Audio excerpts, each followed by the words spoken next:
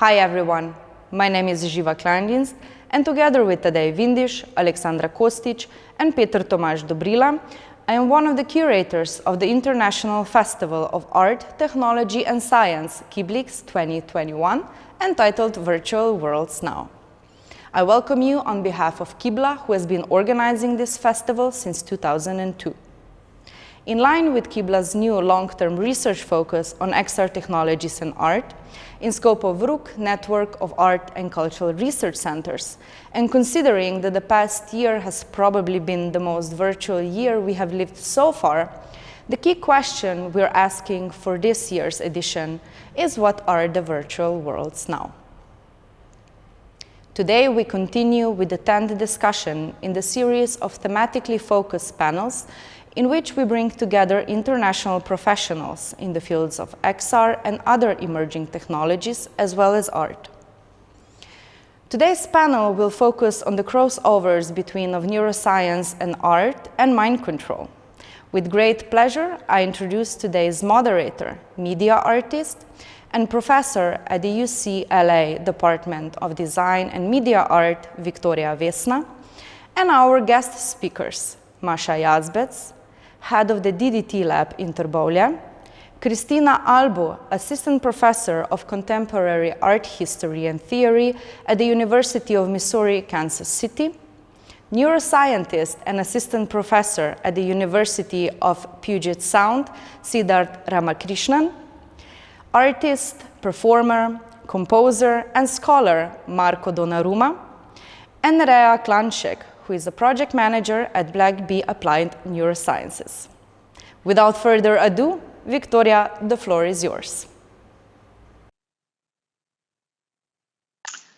Thank you, and hello to everybody. I'm very excited to chair this session. This has been a bit of an obsession of mine ever since I had a dream as a child that somebody was reading my dreams. It was a dream within a dream, and I was paranoid about somebody getting into my secrets. God knows what the secrets were when I was 7.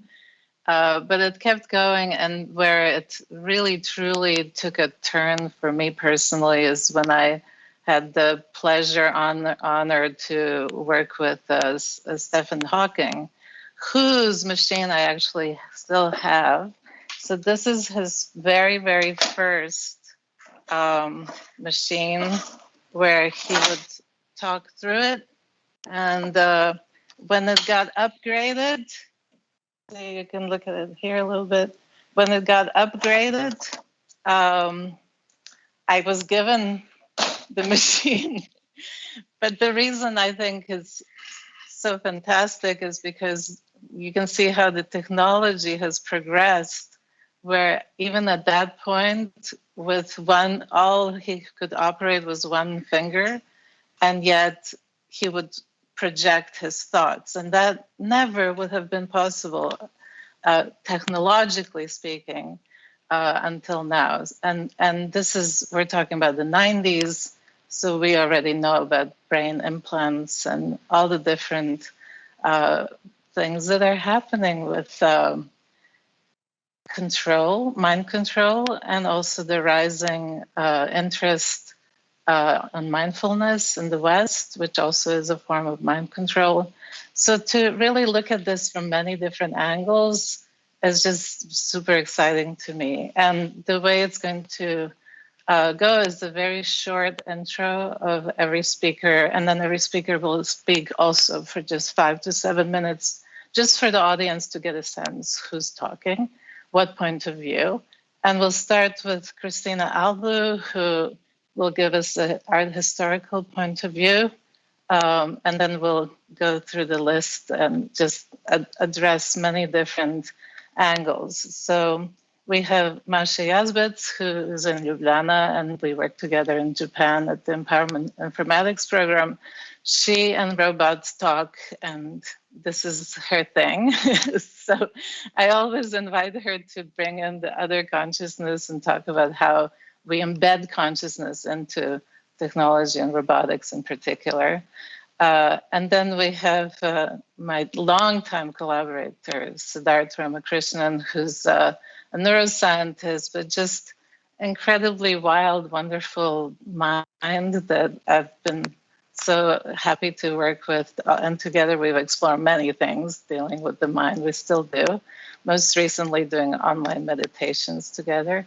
That Christina Albu has joined quite a few times actually, because she's so interested into how neuroscience and art intersect and how artists are using these tools. I love her work so much that I gave her up one of my octopus crowns. She can write with the crown. and then some new people for me, which I'm really excited to hear from, is Rhea.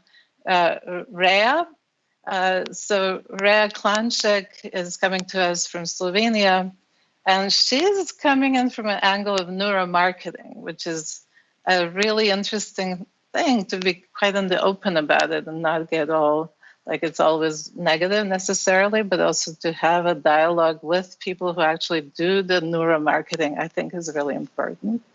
And then Marco Donnaruma, who is coming to us from Berlin and who looks at the body. And this is, of course, to me, so interesting to think about the complete intelligence as opposed to just in the brain. And then naturally and beautifully, Warren Needy came to us last minute. That's why he wasn't in the introduction that Jiva gave, that was pre-recorded. But last minute he came, and last minute I was like, yes, yes, yes. It really rounds it up so beautifully, because he literally started as a neuroscientist, then became an artist, and then is meshing it together and looking at it from kind of cognitive capitalism and incredibly eloquent theorist. So it's just wonderful to have you, Warren, and hear your voice. So with that, I will just turn it over to Christina, who is an assistant professor of contemporary history and theory at the University of Missouri in Kansas City. And she's doing some pretty cool research on this subject. So she'll give us a little bit of an overview, and then we'll continue from there. Welcome, Christina. Thank you very much, Victoria, for the introduction. I wish I had worn my octopus headdress to be more plural and more aware of my body and my mind as I give this presentation. Let's try and open my PowerPoint. I don't see it now, so please bear with me a second. We're also going to think about how our group and collective relationships are changing through these kind of events, and how we deal with latency and spaces. How much do our brains actually, how far out do we go? So just in this example, we have Slovenia, Los Angeles, Berlin. It's pretty amazing how this impacts us. All right, so I filled in the space for you. Thank you. I think I've got it now. So I'm going to briefly tell you about how I became interested in neuroscience. I was working on a project focused on a genealogy of artworks, which entailed reflective surfaces and or trigger feedback between the viewer's movements, let's say, and a series of sounds or images. And I was realizing that the participants in such projects feel empathetically connected to each other, and sometimes they emulate each other's gestures. They observe each other as they are acting as a group. And they're usually familiar strangers. They're not people that know each other, yet share this affective alliance for a very short period of time. So as I was presenting on this project at various conferences, someone in the audience asked me, like, do you know about mirror neurons? Because I feel, like that explanation that comes from neuroscience totally makes sense in terms of the processes you are describing concerning this alliances between viewers. And that's kind of opened, a new territory for me. And I realized this is one way in which we could explain the way in which people feel connected to each other at a distance, sometimes just through processes of the observation. So at the moment, I'm working on a book project called Embodied Signals, Affect, Intimacy, and Communication in Biofeedback Art. And it maps out the trajectories of art practices which use EEG technology. So I'm going to give you a very brief overview of a couple of examples of such work to familiarize you with the roots of such projects. And then I'm going to briefly talk about the concept of control and how it relates to this work. So the first work that entails the use of EEG comes from Alvin Lucier, who's a musical composer, and he became very interested in alpha brainwaves, which we produce when we enter a meditative state. They're low-frequency brainwaves. And he started to experiment and see how he could modulate sounds with his mind.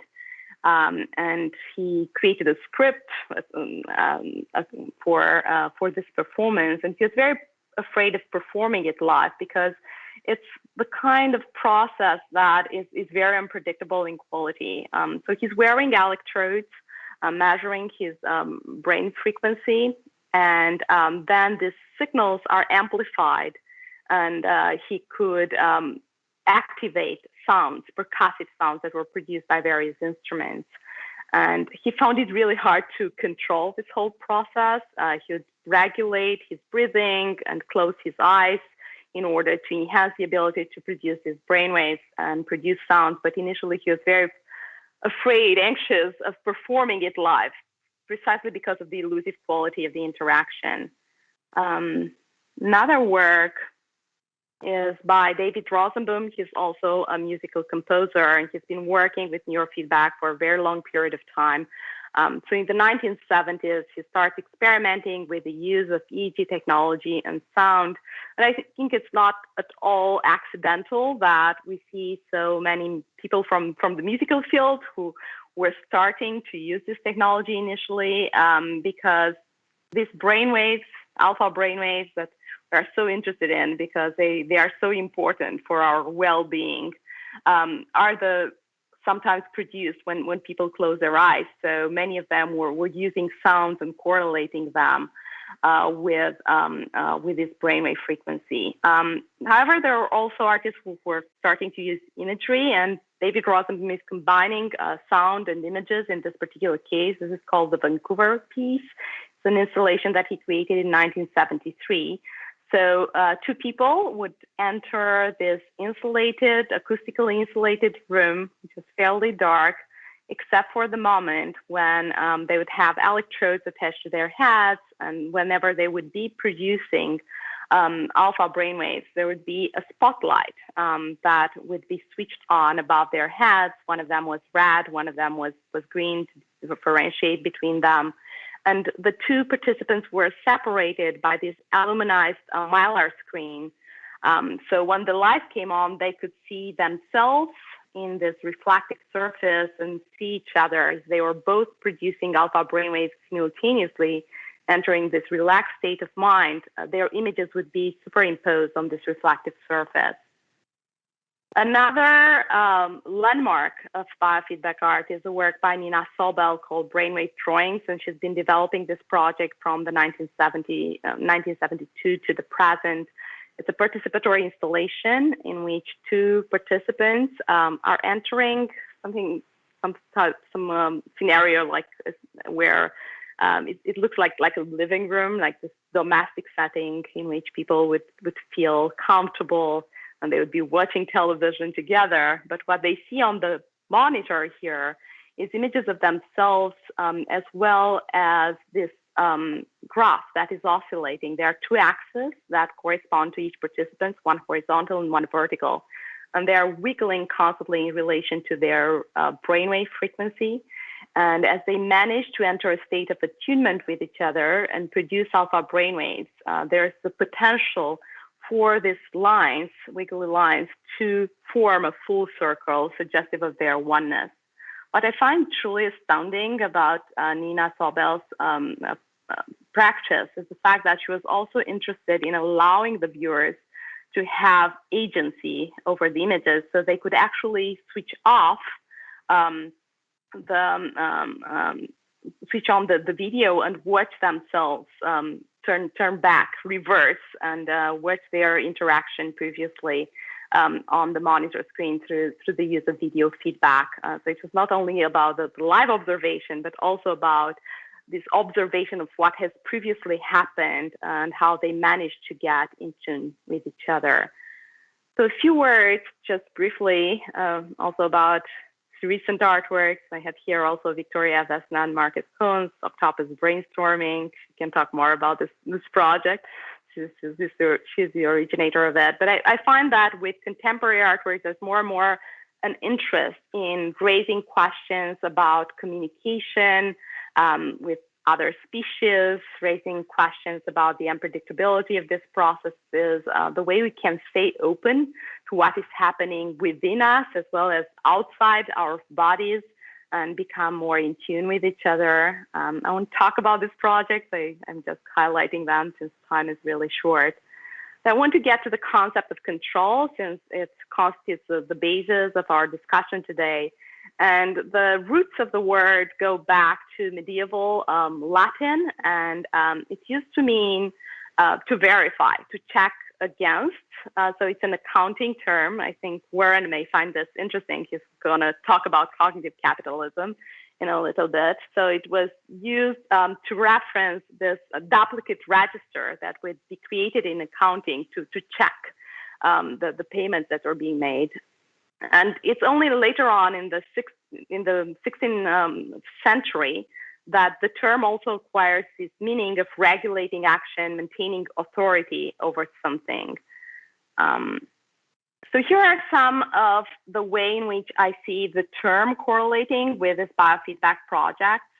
In all of them, there's a strong focus on the ability of a participant to maintain attention and to turn it both inward and outward, to become aware of the correlations that exist between his or her brainwave frequency and sounds or images that oscillate in relation to the brain signals.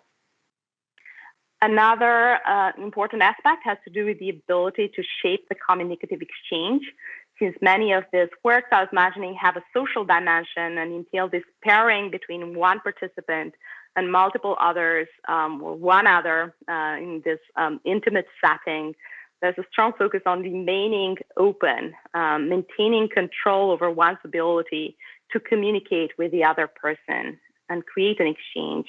Because very often what happens is only when synchronicity in your frequency is attained that one can alter the environment, the visual or auditive signals. Another element of control has to do with the ability to anticipate and influence the outcome.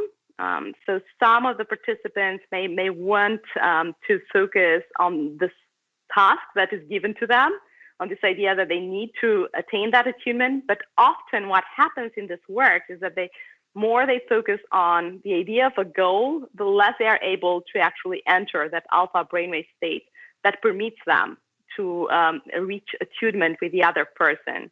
So there's this push and pull between one's desire to control and the need to let go to allow for that communication to occur in a fluid manner.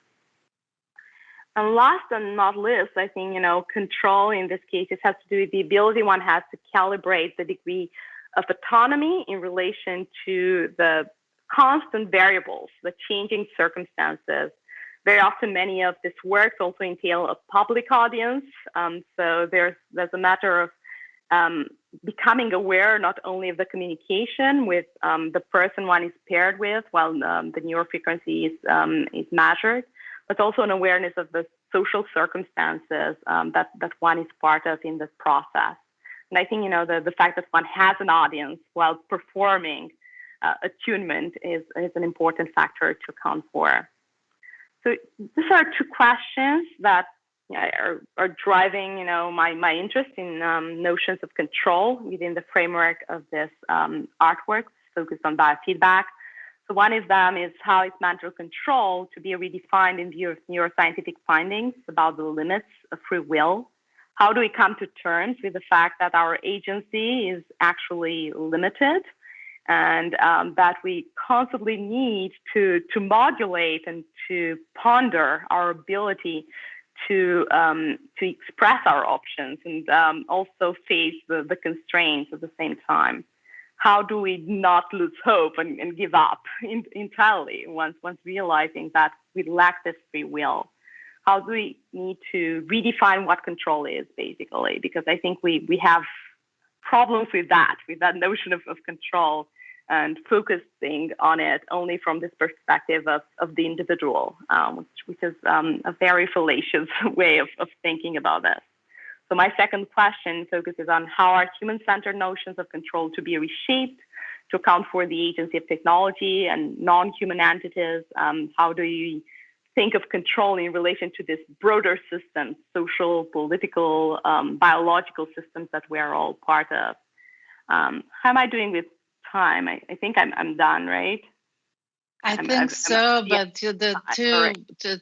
the two questions that you pose are just so critical, and especially to me, the interspecies and non-human communication that really expands that industrial way of thinking of control.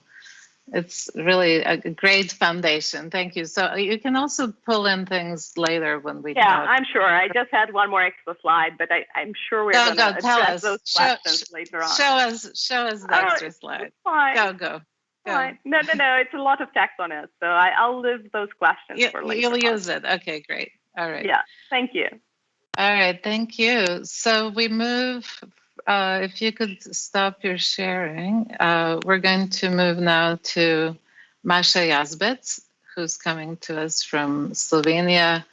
She got her PhD from the Empowerment Informatics program in Tsukuba, Japan, where we also worked together for a while. And now she's in a startup in Trbovlje. She's head of the DDT lab, and they're doing some pretty cool stuff. So we're going to hear about what they're doing and how it is thought through. Welcome, Masha. Always good to see you. Thank you. Hello, everyone. And Victoria, thank you for such a nice introduction.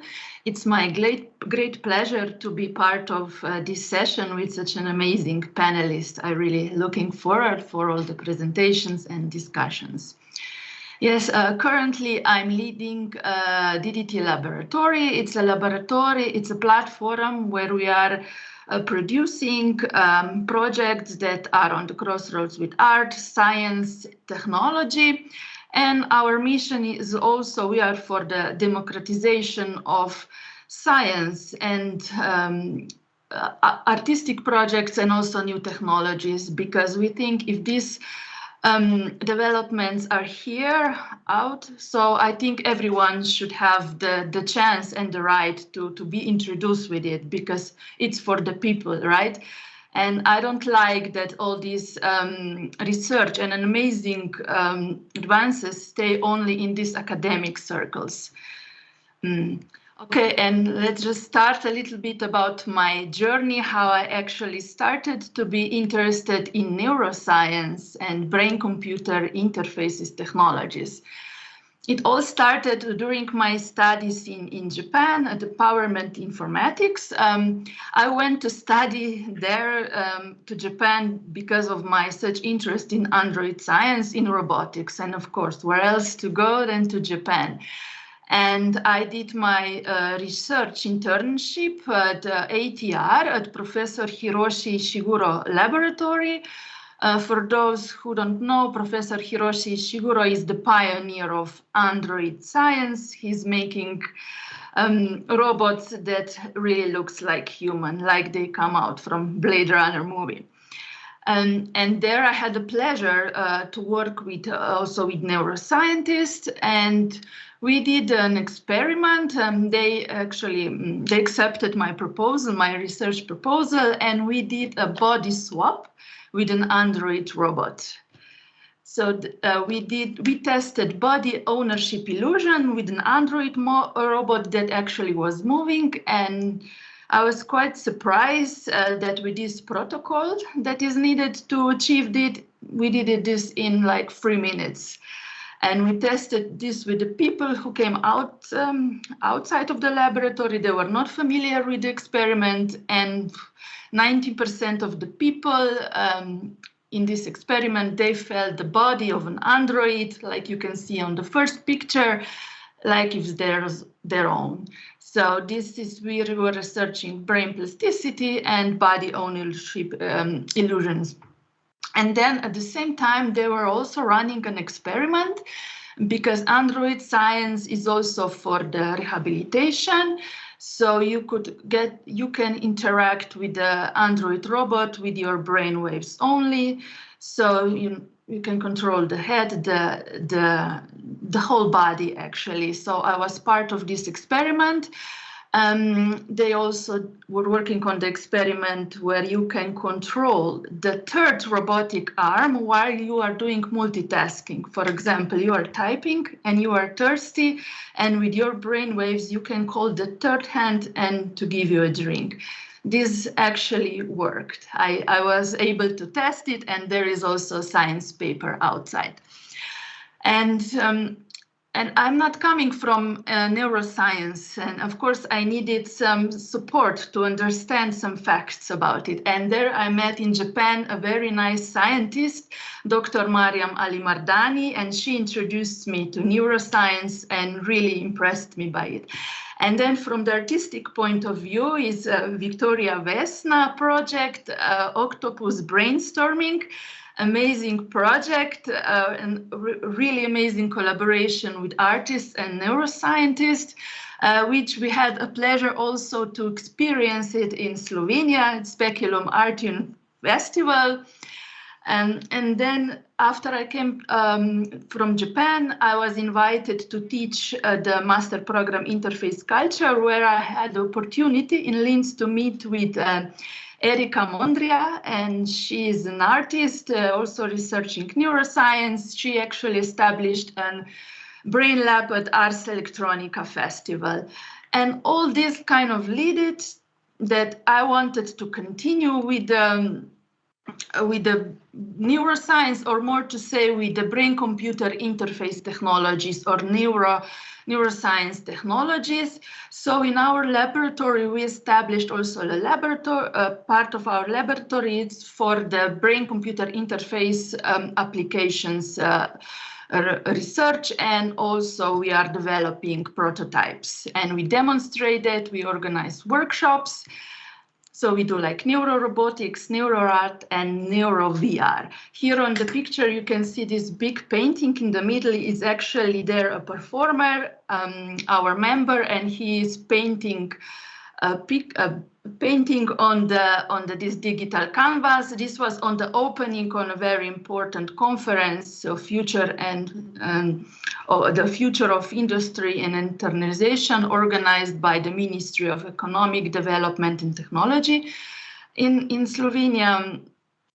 And here in Slovenia, I don't have androids, but we have like small humanoid robot. Now we call her Eva. And we also developed an application that you can actually move her body with your brain waves. And on the right side, you can see the small robotic arm. We also developed an application that you can interact with it with your brain waves. In this case, here you can paint with it. And this you can see we also call like creative rehabilitation projects. And there is also big interest from the disabled people who cannot use their arms anymore. You know, they are interested in test our prototypes, and we hoped we can do that soon. We were stopped to do that because of the old familiar situation with the COVID. And we are collaborating also with the companies, and this case is Aforum company for aviation. And together with them, we developed application that you can navigate, that you can control flying simulator with your brainwaves. For this, we also designed like the whole experience, special chair where you can go inside. We put all the technologies, all the equipment on the user, give instructions, and just after 5 minutes, actually 3 minutes, the user can fly, can operate the flying simulator only with their brain waves only. And it was my pleasure, just like a few days ago, to demonstrate this project in Technopark, a science museum, also to the people who cannot walk, but now they were able to fly. And with our project, we are developing a project for brain-computer interfaces together with the youth. So all these projects that I showed you here were actually developed in collaboration with students from high school and students from university. We give them the opportunity to work with such technology or even introduce them such technology, because in Slovenia, I don't know how it's elsewhere, but in schools they don't have such technology, not even courses that they could learn about these technologies. And this is where we came in and we introduced them, and not just introduce them in theory, but in practice. We don't talk much, but we do hands-on. So all these projects were done together with students, and also we are demonstrating this with students.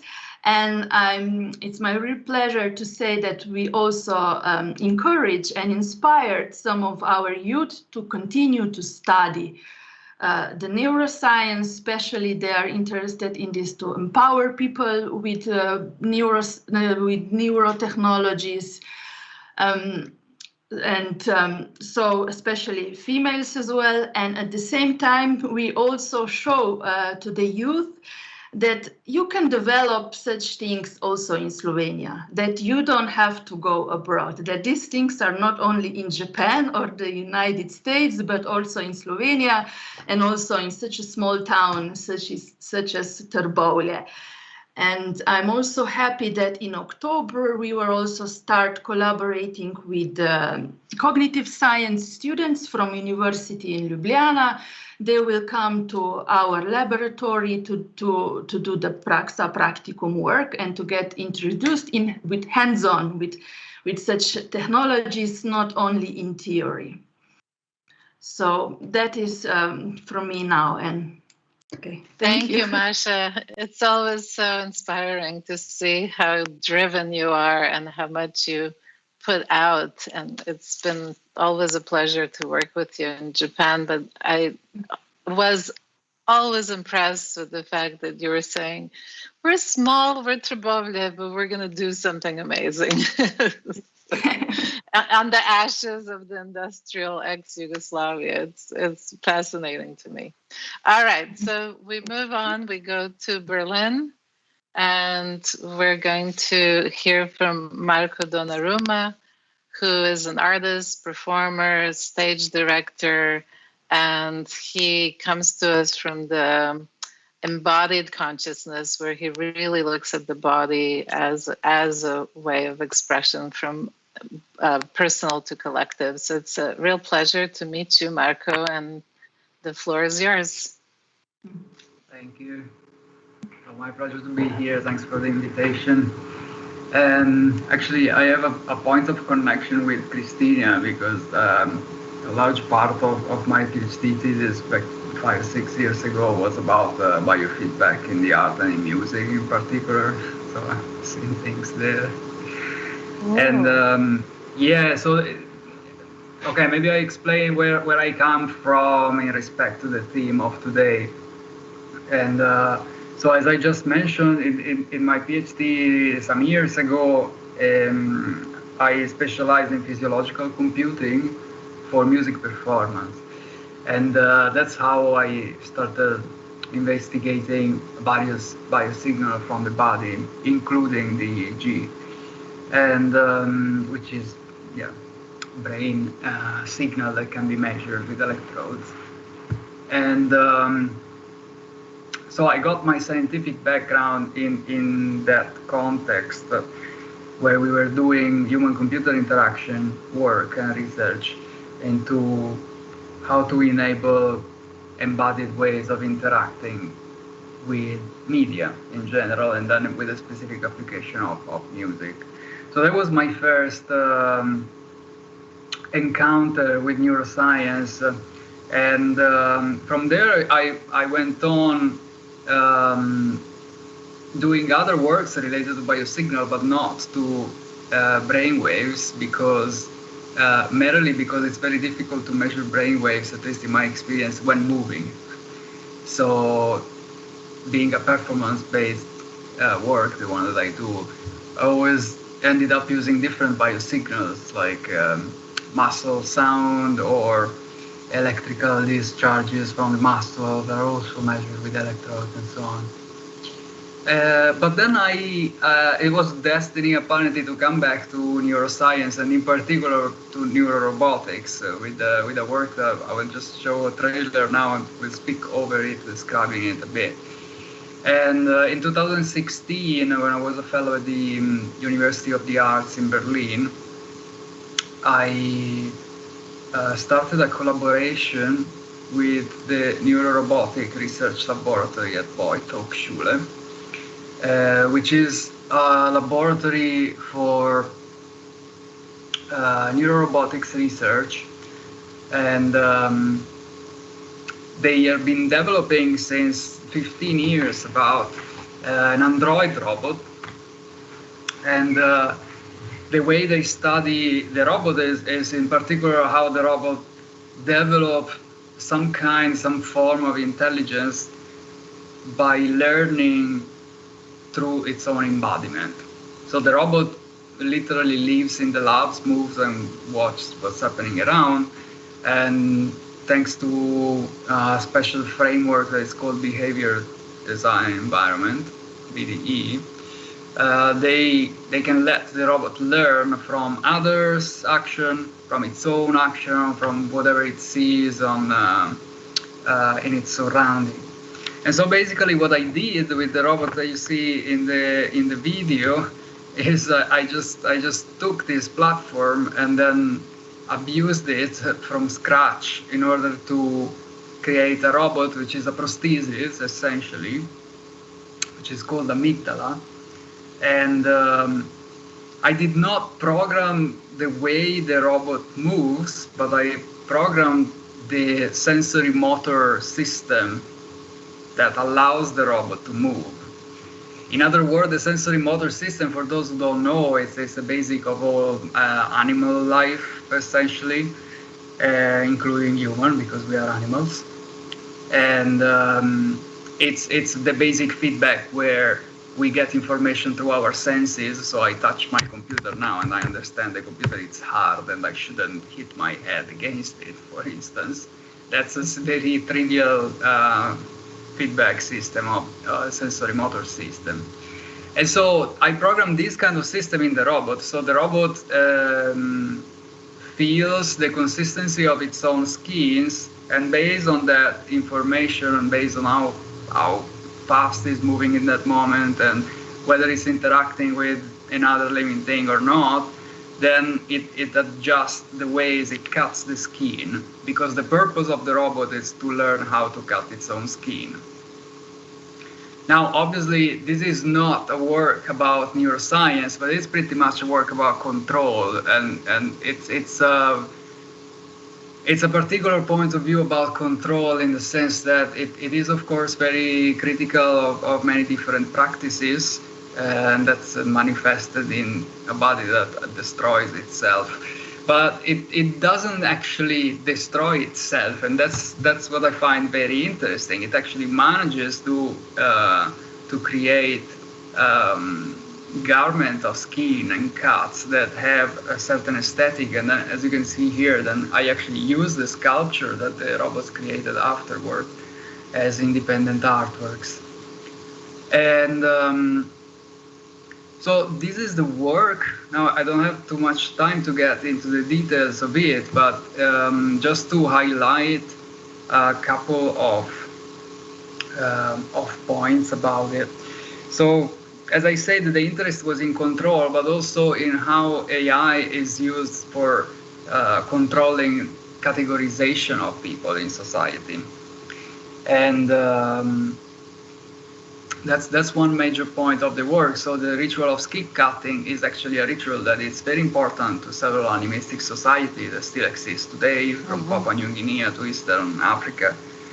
And there too, contrary to the romanticization that we do generally in the West, the ritual is a way of, the ritual cutting of the skin is a way of categorizing people. If you don't do it, because of maybe you cannot pay for it, maybe you are unable to do it for other reason, you cannot then establish your position within society, which can translate to not being able to marry, for instance, or to go hunting. And it's not that different from the increasing and extensive and extenuating use that we are forced to do on social media, giving our data in order to be categorized for various type of action. So here we go back to the issue of control. And I think there is also something else I just put there out of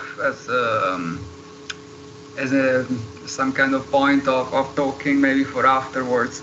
I think there is something about the way we reflect about science in the West. It's extremely closed and sometimes a bit fictional. I'm not saying that science is fictional, but the way we approach science sometimes it's so limited to become almost fictional. So just to make an example, and then I close it there, but I worked a lot on prosthesis. The amygdala is the work that I show you now. There are several others. And the idea of prosthesis, the prosthesis itself as a concept and as an object, it's quite self-explanatory in this sense, because there are about 100 million people in need of prosthesis, according to a study by Southampton University. And 80% do not have access to prosthesis. 80% of 100 million people.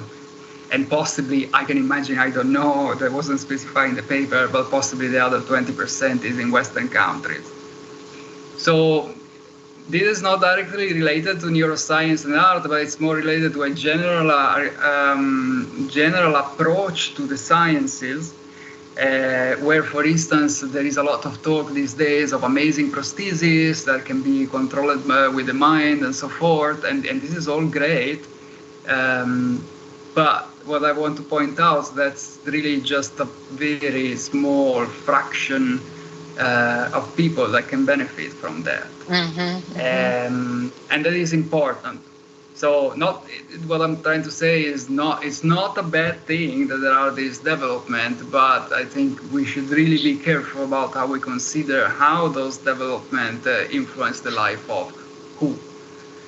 That's for absolutely me the question. Thank absolutely you. And that's really what we're coming together to discuss and look from many different angles, of course, from a point of view of privilege in the end. But I just want to mention an impression I had, because your work is new to me, this work that you presented. It's very powerful, and it at once reminded me of Herman Nietzsche's work and Deleuze Guattari. Like, it just went, okay, this is a kind of upgraded contemporary version of these lineage of kind of aesthetics and thinking through and being provocative for sure and intense. Thank you for that. And it's actually a perfect way to dovetail into Warren's work. So Warren's work actually really complements what you've been talking about a lot. So Warren, are you ready to give us a little bit of a intro on your thinking? Somehow we lost your voice. I must say that I was so interested in everyone's talk so far. I mean, I must say that I'm kind of in another world, and that's a good thing. I mean, I'm so glad that actually that Victoria invited me to this, because I'm learning so much about everybody else's practices, and it's very endearing. And I also have been hearing that kind of an optical unconscious. I've been hearing a desire for using technology not as a way of control, but as a way of emancipation. And that is where my work really is. That's what I've been trying to focus on for a long time. And because I heard all of this, I also decided that I wanted to wait maybe to another time where I can send you links to more detailed lectures that I give that, I really can't do within this small amount of time, which I'm wasting by going on and on and on. But I would like to show you maybe some art projects. I hope I can get this video going. I was trying to find a link and then whatever. We'll see how we can do it. Maybe you can help me. But without further ado, I'd like to share my PowerPoint with you. And I'm not going to talk that much in detail, about what I usually talk about, but we'll do it another time. I can see that we're going to have a long relationship, everyone here with me, and I with you, and through my various venues, schools, exhibitions, and things like that. I think we'll have opportunities to really talk deeply with each other, maybe with hearing an hour of everybody's talk rather than 6 minutes. So without further ado, I'd like to try to show you some of my artwork, especially what's going on, because I think it's relevant. Okay, here we go. Let's see if I can do this. Okay. I think this is it. Yes. Okay. So Warren, just wanted to say we're doing short intros, but the focus of this meeting is really to have a discussion. Okay. So you want me to I'm Warren Neidick. I already mentioned to everybody, but for those of you who don't know me, I'm an artist and founder of the Sosfay Summer Institute of Art, which is on our 10th rendition. We are doing this year. It's dedicated to activist neuroaesthetics. And what you're hearing a lot from other people is really activist neuroaesthetics. So, you can kind of get the definition. For example, using brainwaves to make emancipatory musical composition. And by the way, in your first slide, there is a picture of John Cage. John Cage is putting on the headset of the artist, by the way, which was amazing to me. Okay, so without further ado, I'd like to introduce a little bit of what I'm going to do through this idea of cognitive capitalism. And as you can see, I've been engaging with cognitive capitalism really since 2010, but these books, 3 books that I've done, which are from conferences. The first I did in LA with Arne de Beauvoir at the Hollywood Library, called The Psychopathologies of Cognitive Capitalism, Part 1, and then it continued as furthermore. So cognitive capitalism is and I like when I'm in settings of where people are mixed. Some people speak English, some people don't, whatever. And since I'm an English speaker, I like to show the slides and read them because I find that people follow it a lot better. So please read along with me.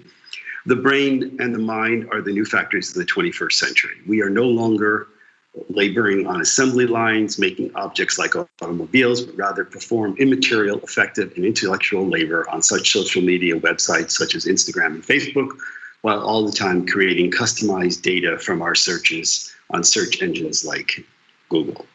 So, this so-called big data, and recently referred to as the big other by Shoshana Zuboff, here is how she describes it: is a ubiquitous networked institutional regime that records, modifies, commodifies everyday experience, from toasters to bodies, communication to thought, all with a view to establishing new pathways to monetization and profit. Each one of us may follow a distinct path, but that path is already shaped by the financial or ideological interests that imbue big other and invade every aspect of one's life.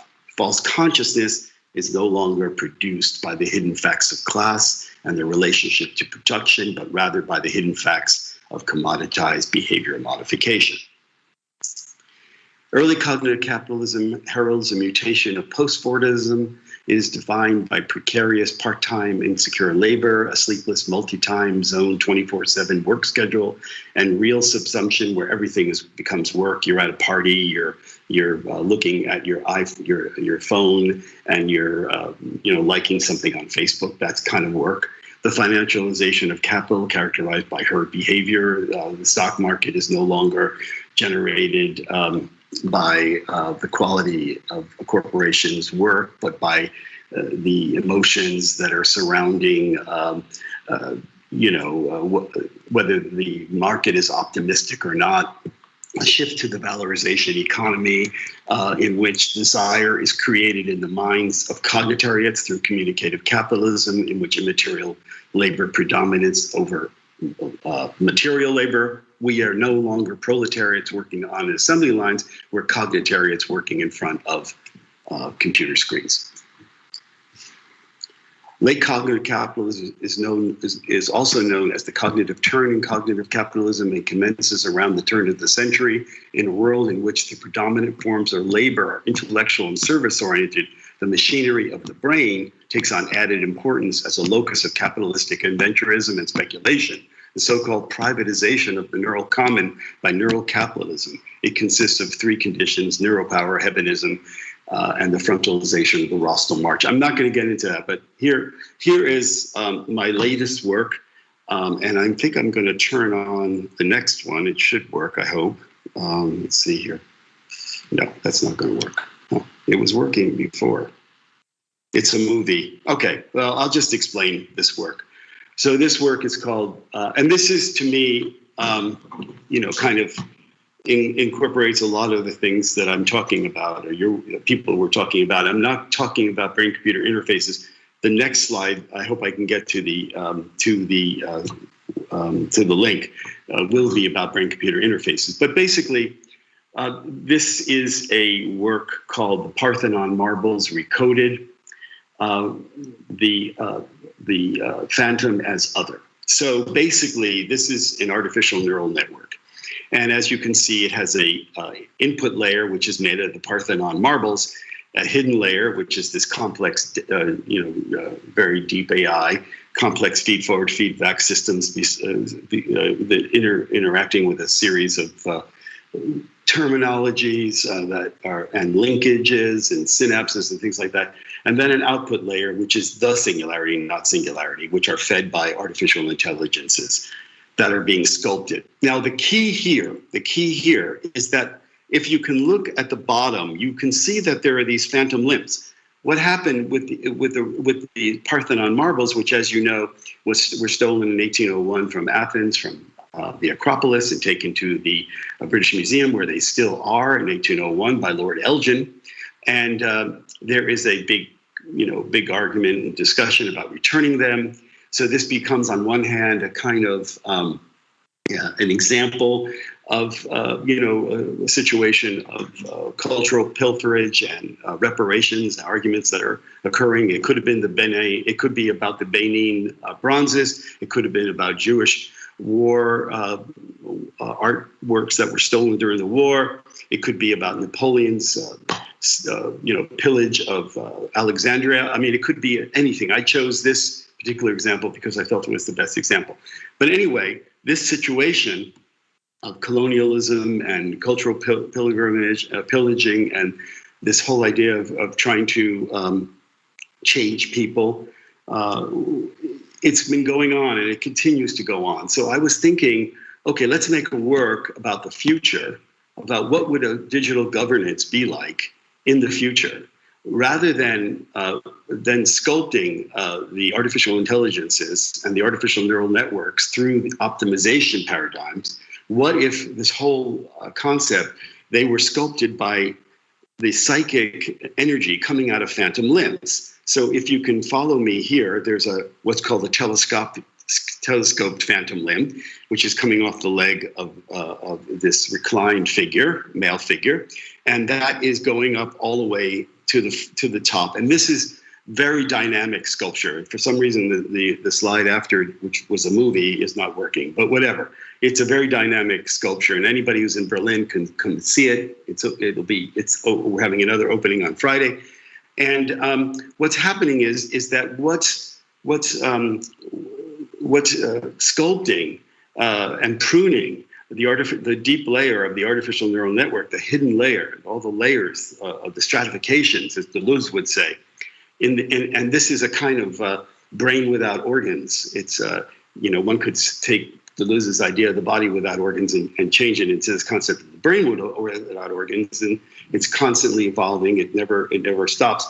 And what happens here is that the psychic energy, which is a stand-in for minor cultures, it's a stand-in for minor histories. It's a stand-in for the other. It's the specters of Marx. It's a stand-in for those kinds of information that are not normally being used, at least presently, to create the artificial intelligence of today and tomorrow. And we know from the example of face recognition that some of this technology is racist and recapitulates the structural racism that exists in the patterns that are existing within the cultural milieu.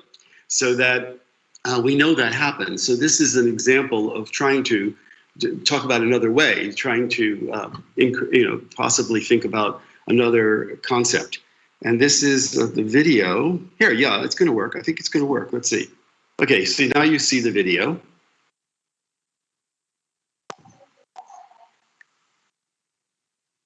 Want me to do it again? It's very short. Oh, God. Okay.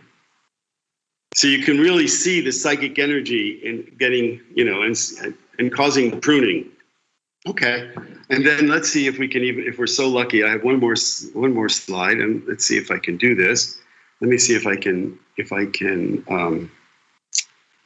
okay, well, I thought I would be able to, hold on for a second. Let me just see if I can. We can just share the Vimeo link with the audience on our chat, so people can go to it. Go to that Vimeo link, because that is a 3D rendering of I'll tell you what it's about. I was trying to get an image of it, but what happened here is that I developed a 3D. Here, hold on for one second.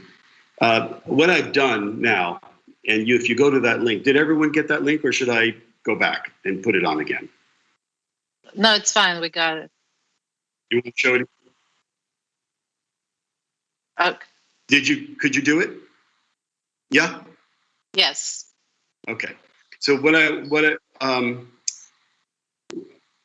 I was going to say is that, hold on for one second. That what I did is I have this, I'm creating a generative artificial intelligence.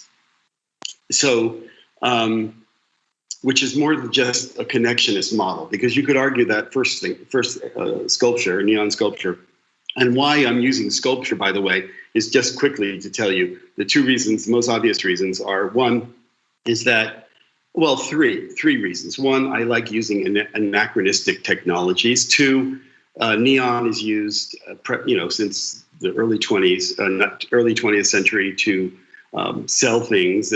Part of making big neon signs was to get attention. So it operates in the older analog attention economy.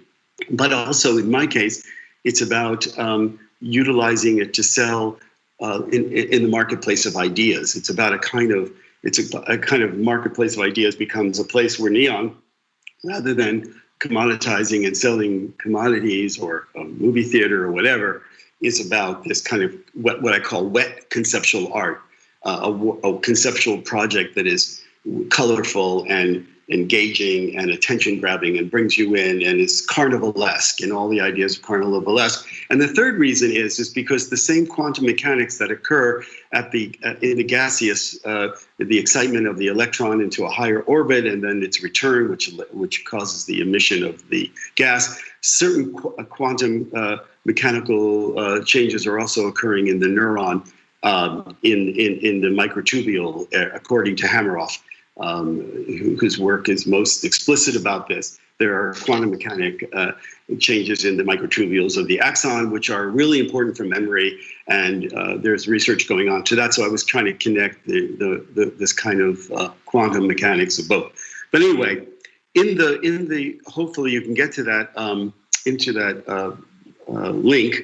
And what I'm trying to do is, again, showing the psychic energy generated by the phantom limbs is the dominant input through the input layer, which sculpts the efficiencies of the connections and synapses or the artificial neural network. But in this case, this input is modulated by another source of input from the combined choices made by individuals interacting with the entity. So this thing becomes this entity. It becomes when you enter into the virtual reality immersive field, what you're interacting with is a generative neural network that is actually in front of you, and you're interacting with it. And as you're and with this future, which is already maybe on you can get it already, the VR brain computer headsets with the eye tracking, you're creating data, and that data is then feeding into the system, and it's changing the various fibrils or the stringy-like structures. So some are turning off, and some are turning on. So the whole sculpture is changing within the time through the social engagement of the different people wearing the headsets. So basically, the organization of the virtual sculpture is constantly changing. The structure is an emerging and generative structure created by the combined psychic data emanating from the subjects interacting and making choices about what to pay attention to, and the immersive environment and the psychic energy of the phantoms. In the end, the subjects are on one hand looking at the self-reflexive entity. They are together socially producing, and the artwork makes visible and opaque the usually invisible and transparent quality of mindedness. So anyway, that's what... How perfect. How perfect. Oh my gosh. Your work gives us a lot of food for thought for the discussion later. And if you could just add the Vimeo link to the chat, then everybody can have it. Alrighty. And we will call to the floor Dr. Siddharth Ramakrishnan, a good friend, collaborator, neuroscientist, who's currently working at the University of Puget Sound in Tacoma. And he'll talk a little bit about his current work and also his obsession with tarot, I think he'll mention. Okay. So welcome, Siddharth. Okay.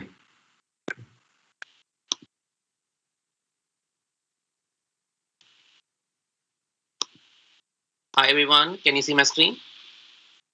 Yes. Yes. I'm Siddharth, and I kind of want to give you a trajectory of my pathway here. I started off as a computer scientist, moved into working with snail brains and fish brains, and then I had the chance to work on brain-computer interfaces, and then dive deep into the world of art and science. And then over the last few years, I've also been really investigating neuroethics and the kind of touching upon what we're going to talk about today is what is the ethics behind all of this and the mind control and things like that. So where is neuroscience heading? So speaking of mind control, this is where I started. I was working on snail brains and controlling their minds by feeding them different kinds of juices. So if you gave a snail watermelon juice, it would respond by eating, and if you give it Listerine, it'll start throwing up. And what you see below there is the brain recording as the snail is being fed all of this. And the funny part is it's all in a disembodied brain. So there was no body attached to it. It was just the snail brain detached from the body with just the esophagus. And you can see the brain there that looks like a bikini top. And you would just flush some watermelon juice into the esophagus and it'll start responding by feeding signals and so on. And then I moved to work with zebrafish and looking at engineering their brains so that they would glow with specific neurons that controlled hormonal release for sex hormones. And then you manipulate those neurons with different kinds of techniques and technology. And then at Columbia University, I was developing these chips that could record from brains and as well as grow neurons on top of gold-plated microchips, and kind of create like an artificial retina is kind of what our objective was. And this technology has now what you're probably going to be seeing as Neuralink and things that Elon Musk is working on. So it's kind of something that came before that. And also creating biologically powered batteries was another project I was working on. And then since 2008, I've been collaborating with artists like Victoria Vesna on different kinds of projects like the Hawk Zodiac project. But more importantly for this talk, been delving into the concept of neuroethics and trying to teach the concepts of neuroethics to undergraduate students so that as they are designing experiments, as they're designing technology, they start to think about the ethics behind it. Should I be doing this? Is this socially relevant? Is this important for society? So those kinds of questions weaved into the design of experiments and technology as opposed to an afterthought, which is kind of where it is at right now. And Marco mentioned the concept of access to technology and the prosthetics. And some of the questions we've raised is if there's a wheelchair which is allowing people to be super mobile and enter into all kinds of different areas, who gets access to the wheelchair and who deserves the wheelchair is a big question. So even though these kinds of technologies exist, not everybody has access to it. The other thing is neurodiversity. So we have a lot of questions about autism and different kinds of people who are diverse.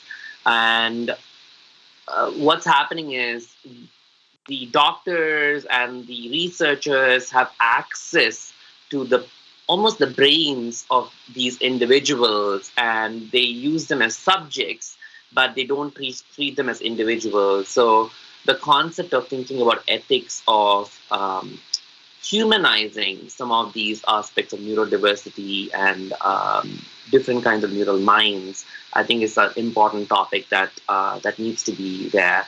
And I've been trying to delve into that by creating these public spaces of inquiry, of creating these almost speed dating scenarios where you bring in artists, scientists, social workers, patients, to kind of talk about these topics which are important from different stakeholder perspectives.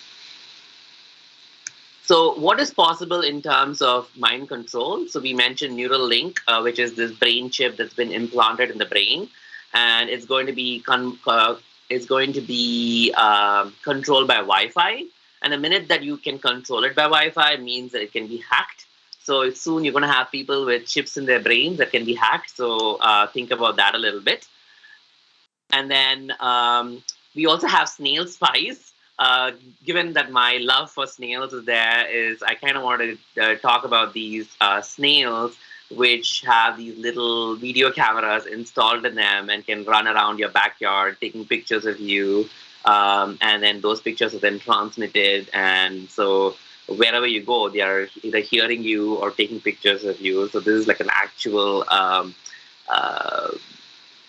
project that was done. And this was restricted for a little while, but now it's back on again. So human brain organoids have now been allowed to be implanted into rats. So soon you can start having rats with human brain cells in them.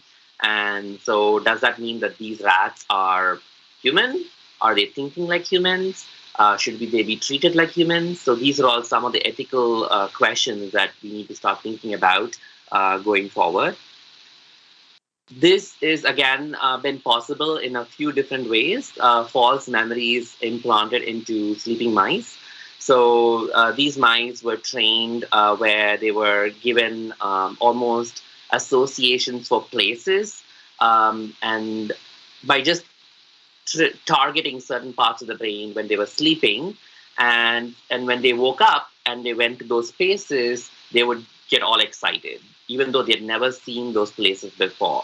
And so this is because they had false memories implanted in them. And the leap from mice to humans is not that big anymore. So if this kind of technology is possible, then it's either already being worked on, or it's only a very quick leap to start working on this with humans. And light switches, which would turn memories on and off. So this is optogenetics. And while this particular mouse has a long electrode that's just implanted in it and it's coming out, and that is the laser that's shining the lights on and off, what has now been possible is also just using nanoparticles in the brain and then turning them on and off with light. So you don't need this electrode sticking out of your head in order for you to have your mind control. You can just have nanoparticles injected, and that would then basically, with just shining either infrared light or having some kind of ultrasound, you might be able to turn them on and off, thereby controlling the brain. And this was a fascinating article about how they networked 3 different monkeys to kind of work together in conjunction to operate a video game. And even though the monkeys could not see each other, they quickly figured out that they had to work in coordination with these disembodied remote brains in order to get the treat that they wanted. So one monkey controlled the X joystick, one controlled the Y, and one controlled the Z, and they had to work in coordination. Again, they couldn't see each other, they didn't know there was another monkey, but they knew there was another brain, and they had to work together to kind of achieve their target, and they managed to do it. So, and this actually article is pretty about a couple of years old, so you can think about where they are now in terms of their research. And this one is almost hot off the press. It's about ultrasound, which can read monkeys' brains. So they're able to find out what a monkey is going to do just by using the ultrasound to kind of predict what the next course of a monkey's action is. So that's something that's really interesting. So if it can be done with ultrasound on a monkey, that then can also be done with humans. Is kind of the next frontier.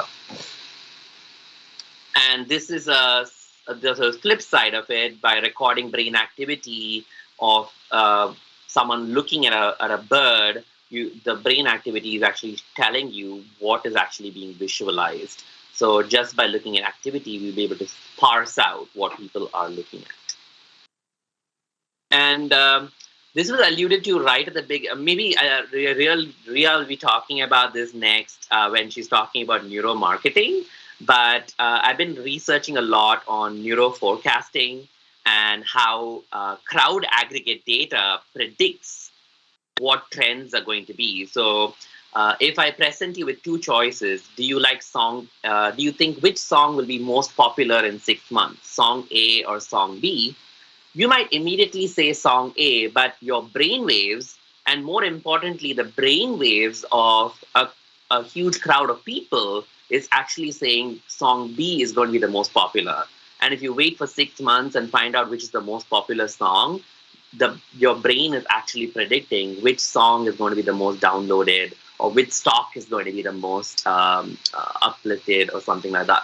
So they're looking at these crowd data to find out, forecast what's going to happen, what is the latest trend, and so on. And maybe that is going to be the most important neuromarketing tool going forward, getting a bunch of people with brain helmets on, trying to figure out what they're interested in or not. So a lot of this has worked into me in diving into this concept of neurotarot. I was fascinated by the tarot cards because people use them to predict things or guess what their intuition and intuition is about.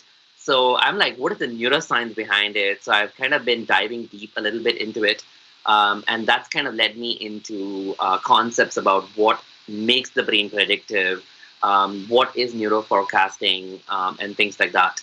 And those are all kind of my artistic practice has been diving into kind of creating a set of tarot cards based on neuroscience. And that's been a fun ride for me for the last couple of years, actually. And that's it. I'm looking forward to the panel discussion soon. Sid, you never fail to surprise me. It reminds me actually of a short conversation I had at one point with Mark Cohen, who I was collaborating with, and I asked him, do you think they'll be able to read our thoughts? And he said, oh, we can do that already. He said it so like matter-of-factly, and I thought, oh, what? Anyway, we'll see how all of that goes into the markets. It's definitely interesting, I should say. So then to bring us back to Earth is Rhea Klanczyk, who is actually working with a startup company. She's a project manager. Do you pronounce it Black Bee, or it's? No, it's called Black Box. Black Box, okay, because the logo is just BLCK. And this is actually a spin-off, I understand, from the University of Slovenia of Ljubljana. And you are, okay, great. And you actually are one of the first companies in Slovenia to, or in the EU, I guess, to look specifically to applied neuroscience from a commerce point of view. So we're actually eager to see how you're working on this and how you're considering some of the issues that the artists bring up. The floor is yours. Welcome. Thank you. That was a really great introduction. I'm just going to share my screen right now. Hopefully my computer doesn't crash. Let's go.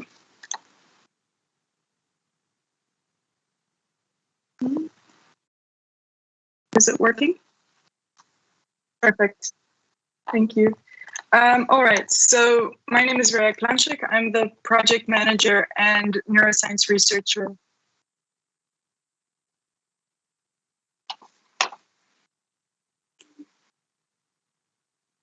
Is that better?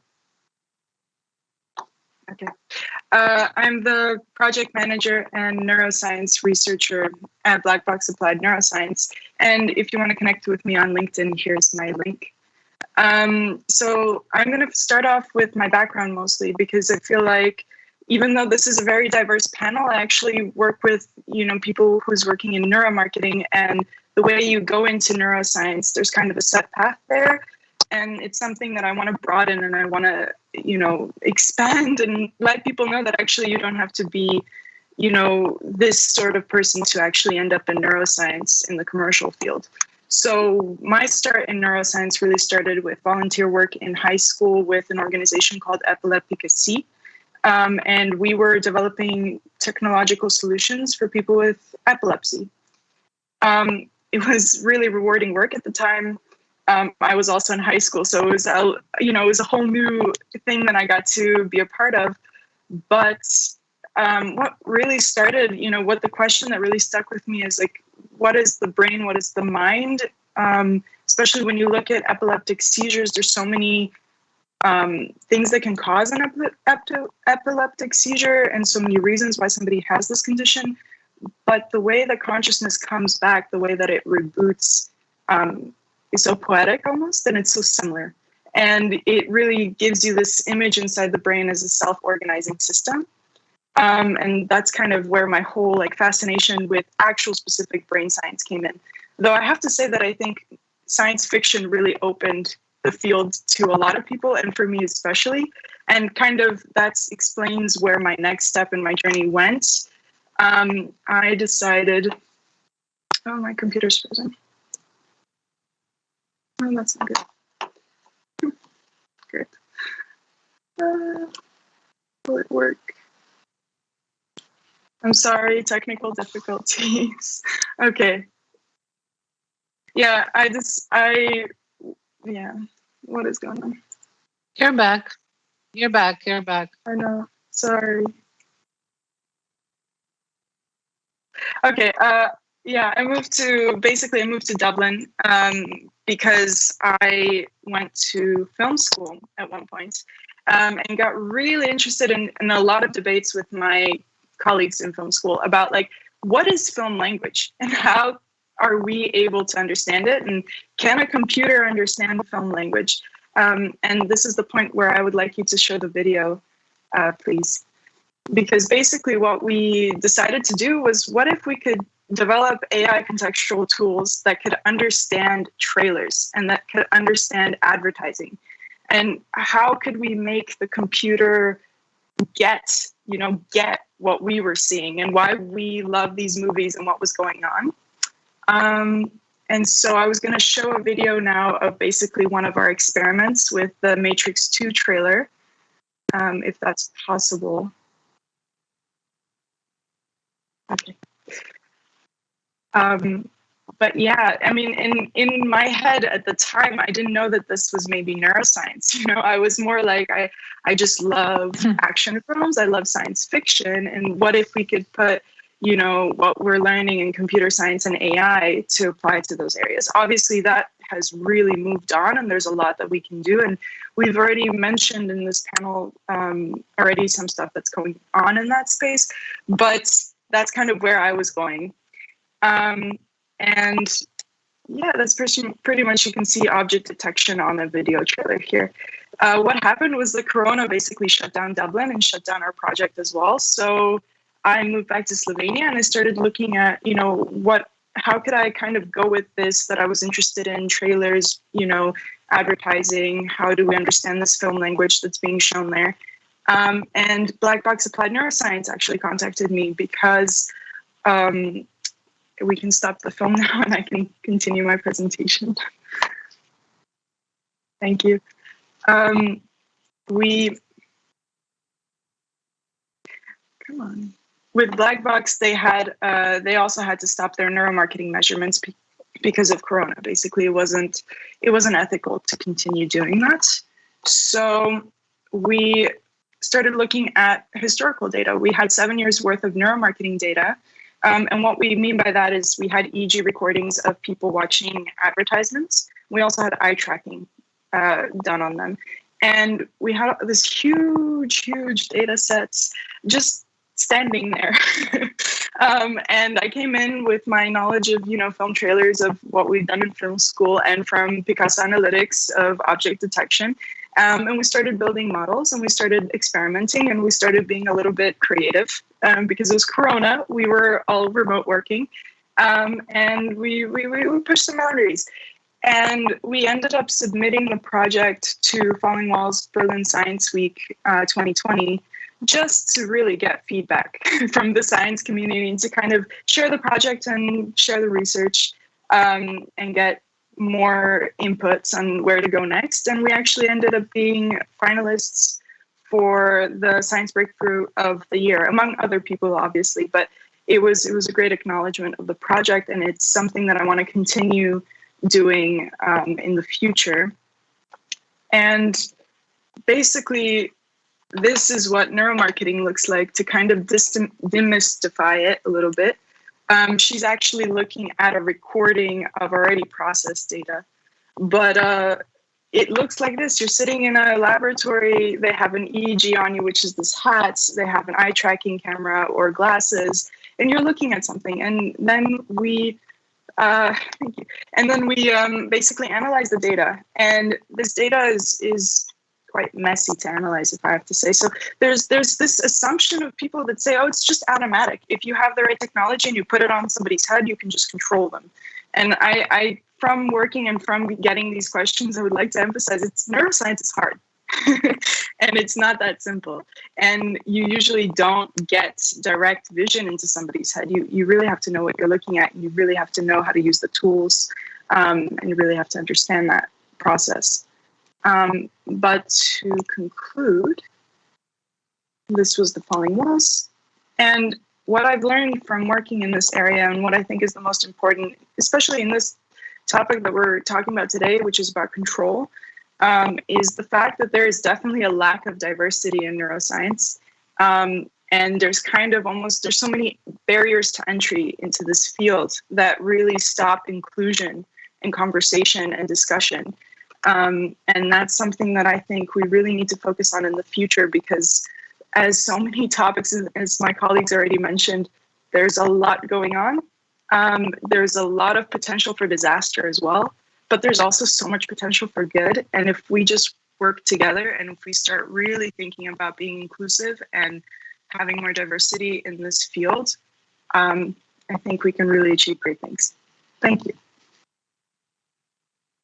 Thank you. What a nice way to round up all the different presentations and to think of all the different points of view. And I actually like that the last slide that was left was diversity in neuroscience. I think it could be the jumping off point that we should talk about, because there's so many questions, and if we can just try to focus it on the idea of diversity, networking, also the fact that we're all talking from so many different locations and have been for the past year and a half now.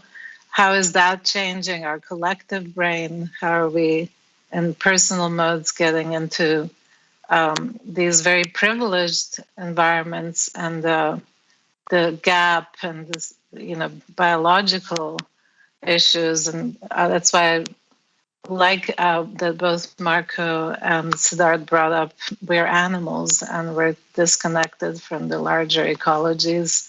And all of this actually takes up a lot of energy. So what are your thoughts on some of that? Let's start with Christina. You're muted.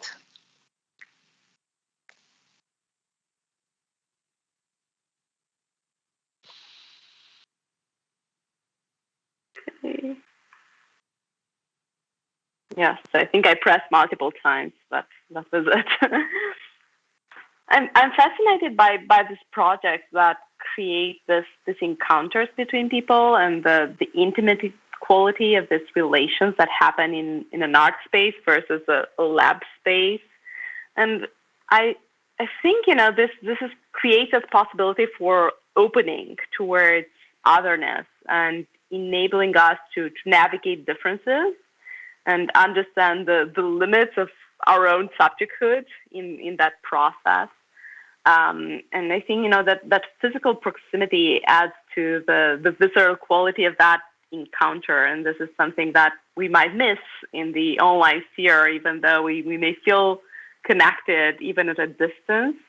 But those differences become apparent in a different way in actual space. I think this is what fascinates me about this project that I'm looking at, and the social dimension of them. So those are some of my initial thoughts, and I think like with many of this project is this coupling of people who do not know each other, who are complete strangers and come together for a very brief period of time, which may be like 15 to 20 minutes interaction while their neurofrequencies are being measured, and it really brings into picture the ethereal quality of the singularity of the individual, as well as this ongoing variability of exchanges with others.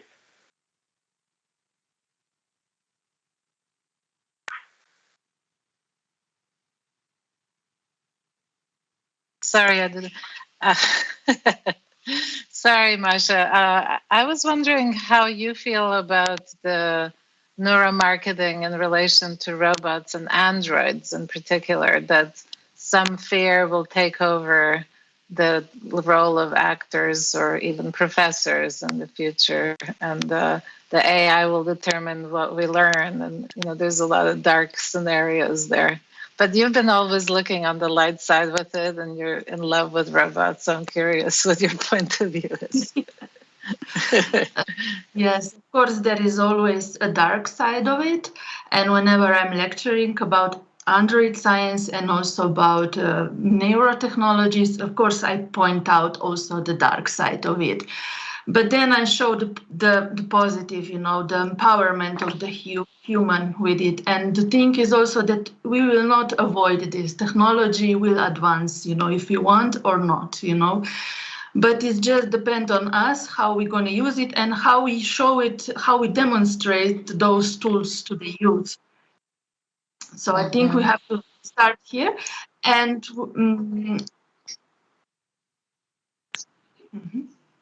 and I hear an echo. No,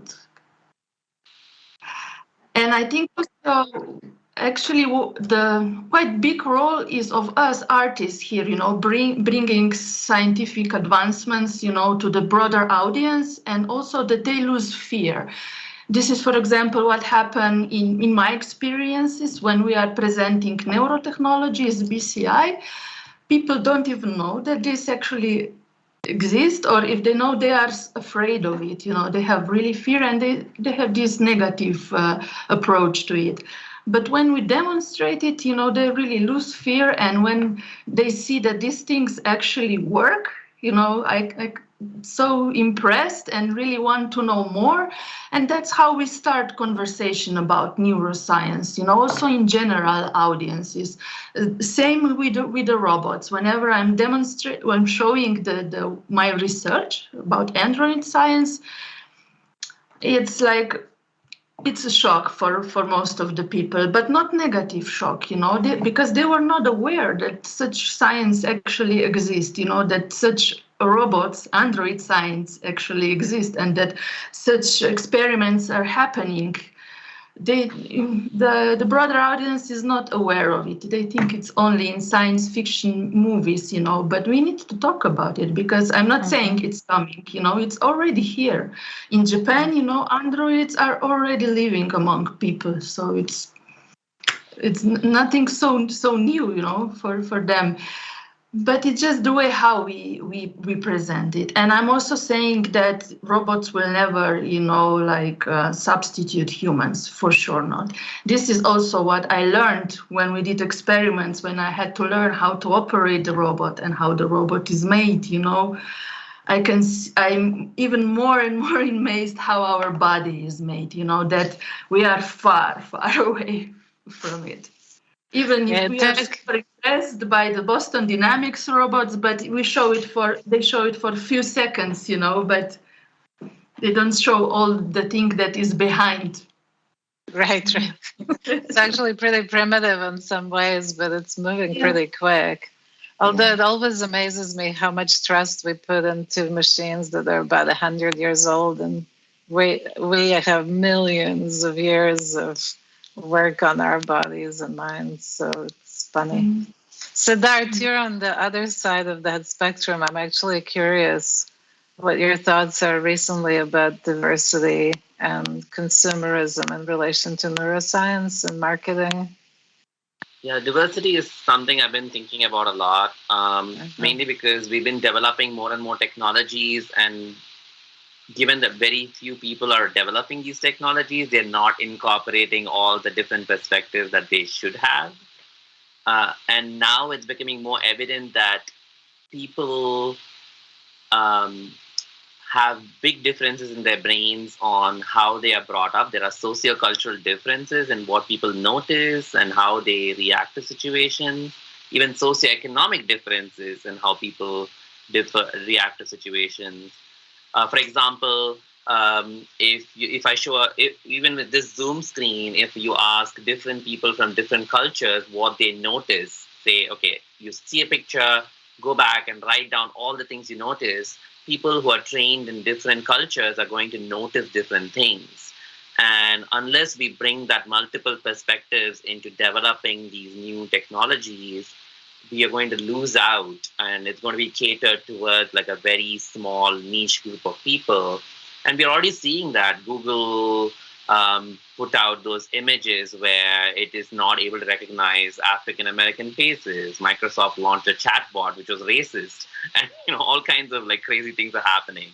And or what is the typical picture of a scientist, and always a man's image pops up and not a woman's image. So all these kinds of things are ingrained all the biases that humans have are becoming ingrained in these technologies, and we just have to break it apart.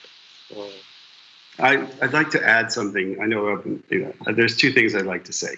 First of all, in relationship to your last comment, there's a lot of interesting data coming out that not only, I mean, this idea of facial recognition being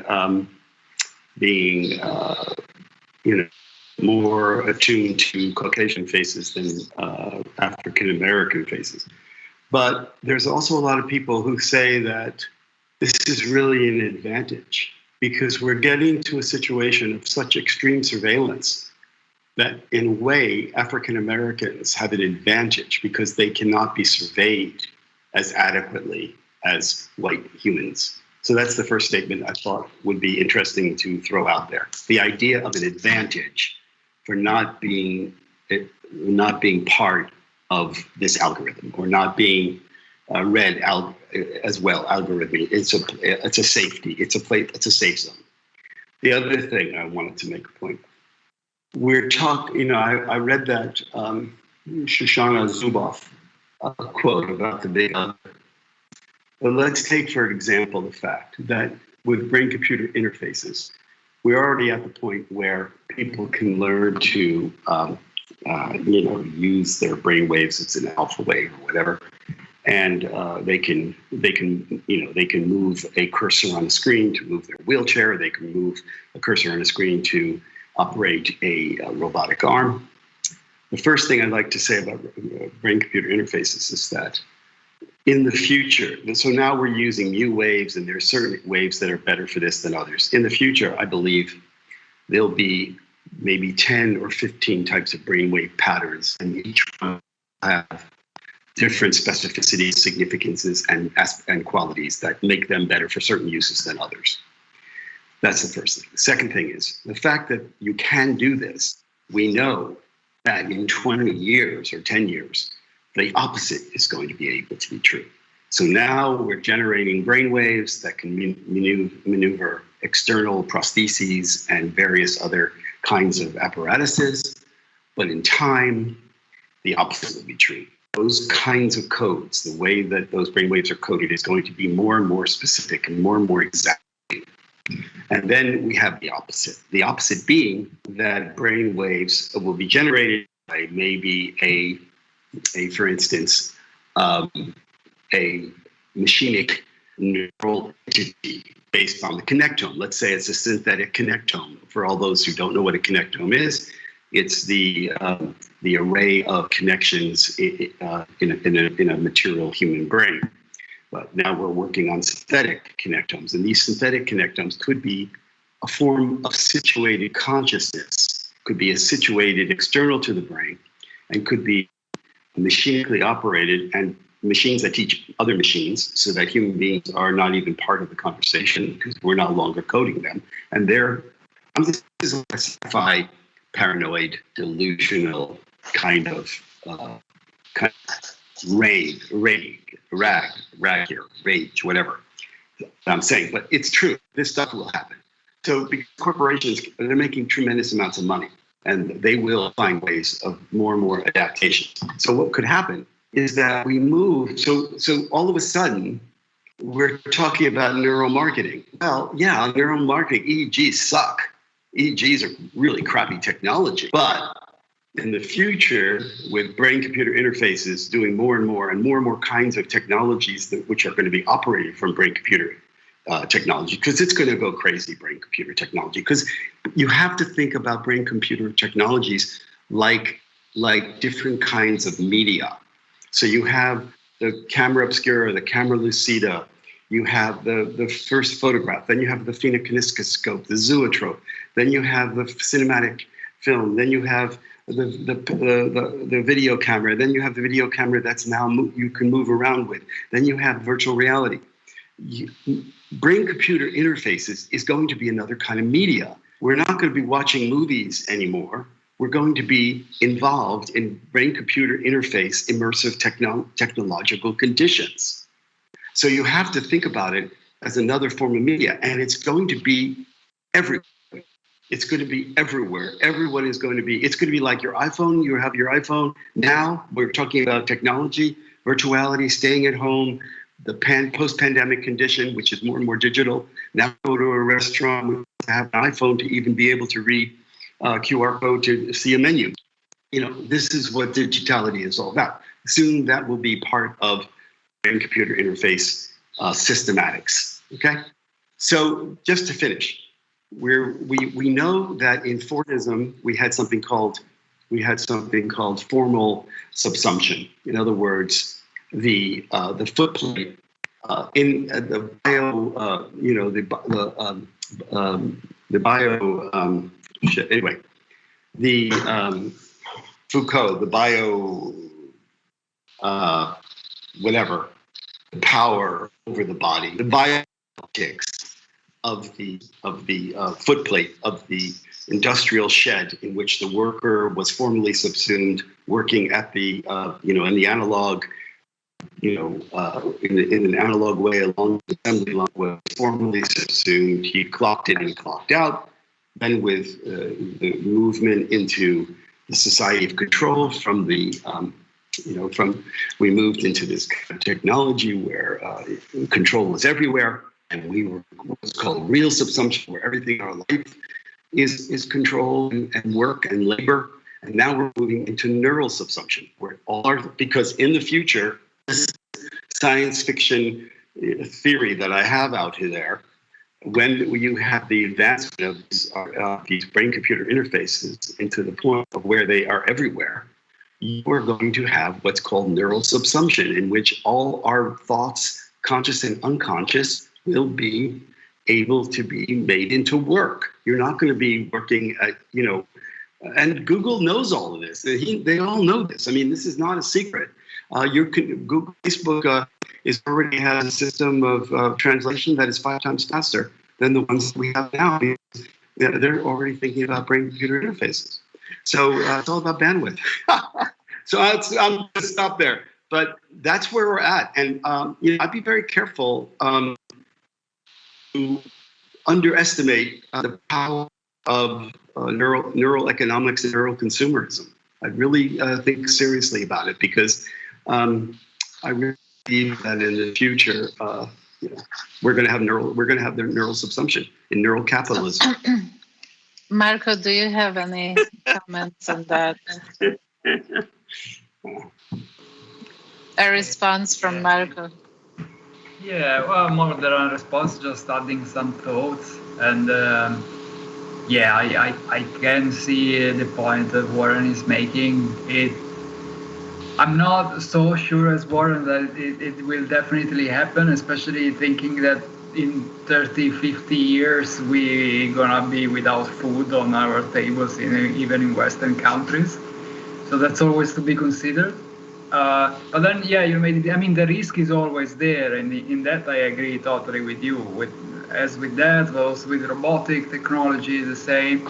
I was actually pretty surprised myself that with robotics, for instance, and with some wearable project as well, there has been quite strong backlash from people, general public, and that actually helped sinking projects. If you think like Google Glasses or whatever they were called, there was an example that when it went out, and I said, oh God, now we are completely ruined for the rest of our life.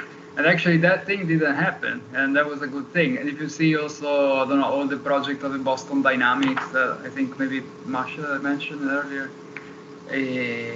they spend so much money making these amazing videos where, as Masha properly said, they just hidden, they are hiding most of what make their robot working. And every time they tried to put it on the market, nobody wanted it. Like the military, they tried the first big dog a couple of times while Boston Dynamics was under Google, because Google owned Boston Dynamics. Oh, I didn't know. And Google just resold the company after the army refused to actually use the big dog in the military operation because it was too noisy. It would give away the position of the soldier. And also recently they were trying to sell it to the police in New York, and they got it on the street for a couple of days, and then there was so much backlash that they just took it out again. So these are just some examples, and don't take me wrong, I'm quite a pessimistic guy. So I tend to be pretty pessimistic about this stuff, but these are small examples that at least they show how there is still an agency that people, citizens, can exert. And maybe here we go back to other themes that were shared earlier, also how important it is to disseminate science in a understandable and horizontal way, so that people can understand. And that is becoming increasingly difficult because of the type of society we live in, where it's all social media, cycle hype, everything is mega famous for 2 days, and then the next thing come in, you know. And in this sense, I think it's even more important to do proper science dissemination, showing the positive side, the bad side, and also the actual practical implementation of this kind of technology before it's too late, before actual implementation. And speaking of dogs, you know, when there's a real disaster, the real dogs come out. They're much more efficient than any robot ever. And Siddharth will vouch for that, because we did a whole project on dogs and smell. And it really also begs the question of interspecies communication as well, and how we've put more precedence to communicating with machines and less with creatures around us, and with the species, all species just disappearing at such a fast space. I mean, it's mind-boggling. I even lose the numbers because it keeps going up. It's such an important thing to not lose sight of a different type of consciousness that is free, available, that doesn't really need anything, and where we can share brainwaves and control our own mind, but also the mind of others. And we've seen that with many leaders in a good or bad way. So all of it, like Marco says, being so amplified and cut up into little pieces makes for so much confusion that it's really hard to tell what's what. And these kind of discussions and meetings and artworks and science research projects are just so important. Like Masha said, just to put it out there so people know it's there, first of all, and then there can be a discussion to take it further. Because the hopeful note is, you know, the internet was not invented for this or for people to even talk to each other. The internet was invented, ARPANET, to, you know, save us from the atom bomb and keep our stuff. And they would have never in a million years thought of what happened, right? So I think a similar thing may happen with brain technologies, where we think it's for this and we have dark visions of that, but it may turn into a completely different thing that we could also utilize. It's not necessarily all dark, but the dark side is very much there because we don't see it. We don't, as a public, it's just kind of not there. So we have just a little time to close it off. We have to awareness. That's all. Awareness, yes. Because of course, you know, there's so many positive things, but in kind of in America, if you say, you know, like Jonathan Craig's book 24/7, he says it, like, even if you make any comment against technology, you're considered not a team player or something. You know, you're considered, you know, there's no even discussion contra it, you know. And I think there's some real, I think we should slow it up a little bit. I'm not into the acceleration situation. I think we should slow it up. So I totally agree. It's important to remember that all this technology is also making us more aware of our bodily interfaces and how we may be able to regulate them. And I think it's a matter of visibility, as you're all saying, right? It's a matter of access as well. And this is what new media art is very often doing, is making these tools available and creating new purposes of them while giving people an understanding of how they work and what are the processes that are at play, so that we do not fictionalize that much what science is, and understand both its potential and its limitations.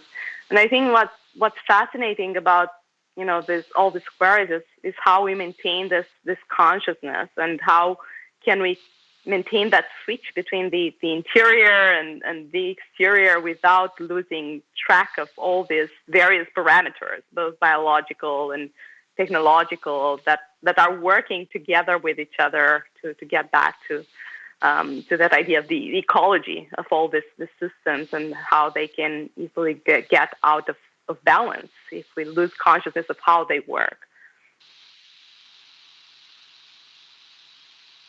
Siddharth? Yeah, I agree with Warren's point that I think that we are heading towards a way where neurocomputing and neurocomputer interfaces are going to be predominant. I think that I do understand what Marco was saying about the big dog, but I feel like the robotics is going to go into a different trajectory of soft robotics and not mimicking what we already have, not biomimicry kind of robotics, but kind of a different trend in robotics is going to emerge, as opposed to trying to replicate animal or humanistic aspects. Because the more human-like a robot becomes, the more scared people get of it. The whole uncanny valley aspect of it, where the more and more humanoid a robot becomes, people get a little bit more unsure about what to do with it, is kind of emerging as well. So, but I do agree that the combination of having biological entities incorporated into robots and kind of things, those are going to emerge from it. I did want to push back a little against what Warren said about protecting African Americans from surveillance technology. It feels like coming from a privileged perspective. For example, when I go and put my hand under a toilet, under a paper dispenser, it won't recognize my skin color, so I won't get the paper out. So when more and more of these technologies are being used in real life situations, say when you want to use a face recognition for a boarding pass or something like that, and if it's not able to recognize people of different skin tones, or when I go in my car won't recognize my accent, it won't respond to me. And it debilitates like real life daily actions. And for that reason, I think that diversity thing really is important. Yes, I do understand the surveillance point of view, but I feel that's more of a way to dismiss concerns of people going through everyday life.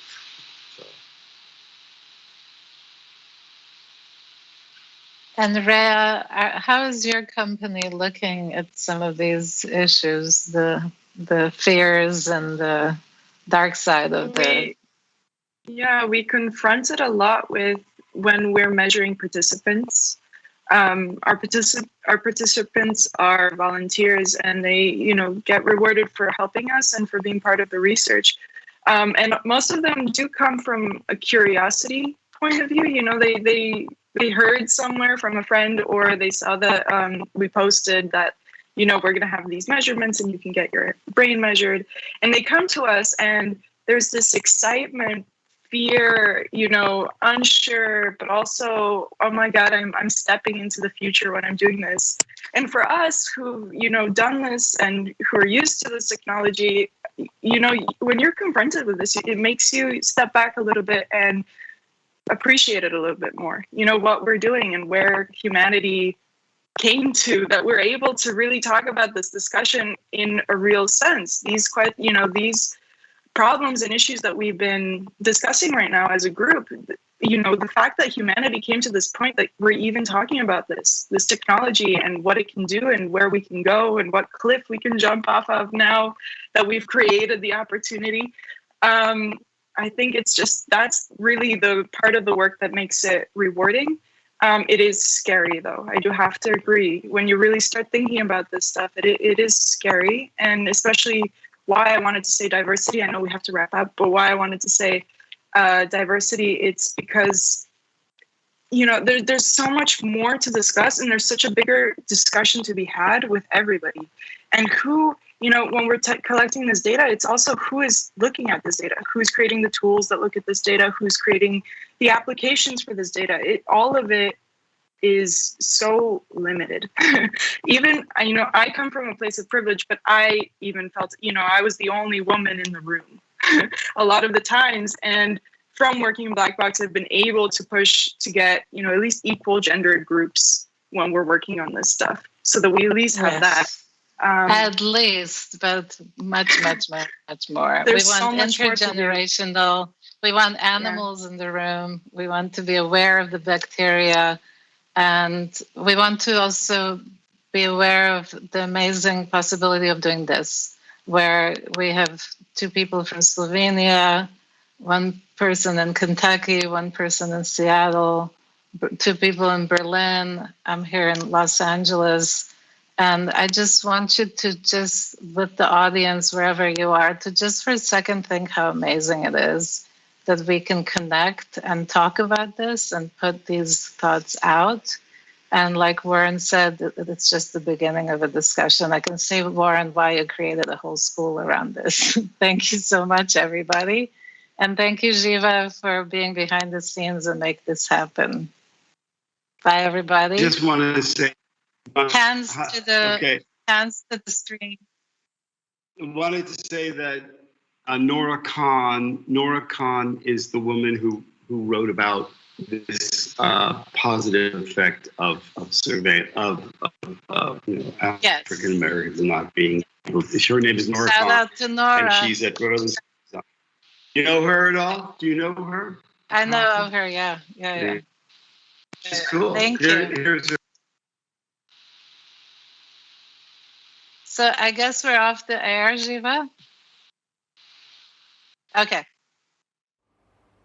Thank you, Victoria, Masha, Marco, Siddharth, Christina, and Rhea for being our guests today.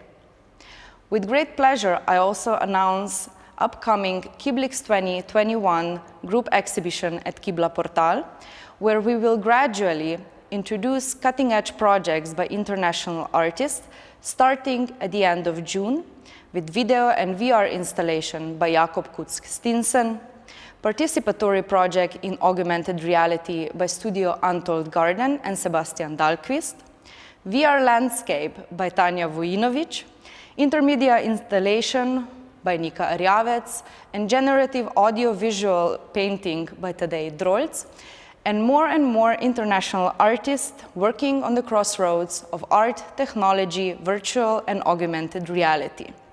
For more past and future program of KIBLIX 2021, follow us on kiblix.org and social media. Thank you, take care, and good night.